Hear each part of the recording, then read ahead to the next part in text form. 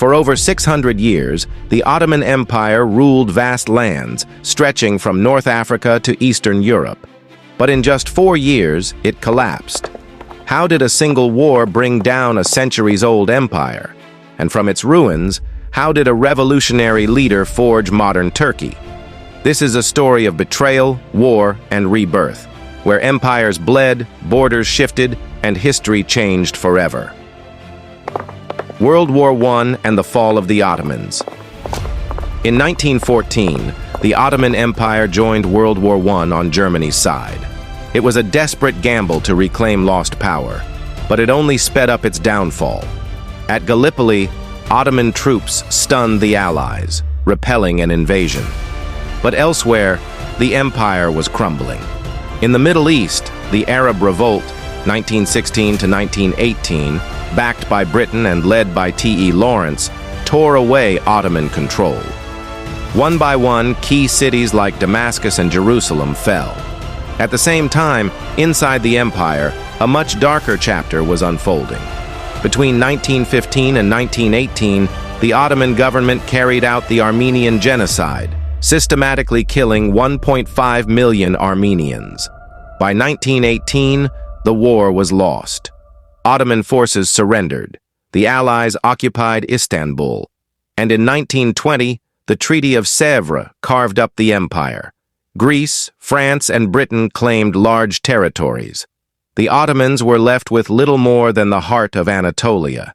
It seemed the empire's days were numbered, but one man refused to accept defeat. The rise of Atatürk and the War of Independence. 3. Enter Mustafa Kemal, later known as Atatürk. A former Ottoman general, he defied the Sultan and declared a nationalist movement. In 1919, he led a resistance against the foreign occupation of Turkish lands. Greece, aiming to revive its ancient empire, invaded western Turkey. Smyrna burned. Turkish nationalists fought back. By 1921, the tide had turned.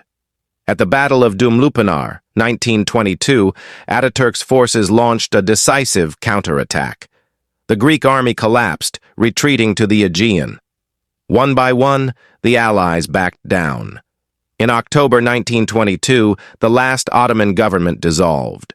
The Sultan fled. The empire, once feared across continents, was no more. The birth of modern Turkey. In 1923, the Treaty of Lausanne recognized a new reality. Turkey was now an independent republic. Atatürk became its first leader.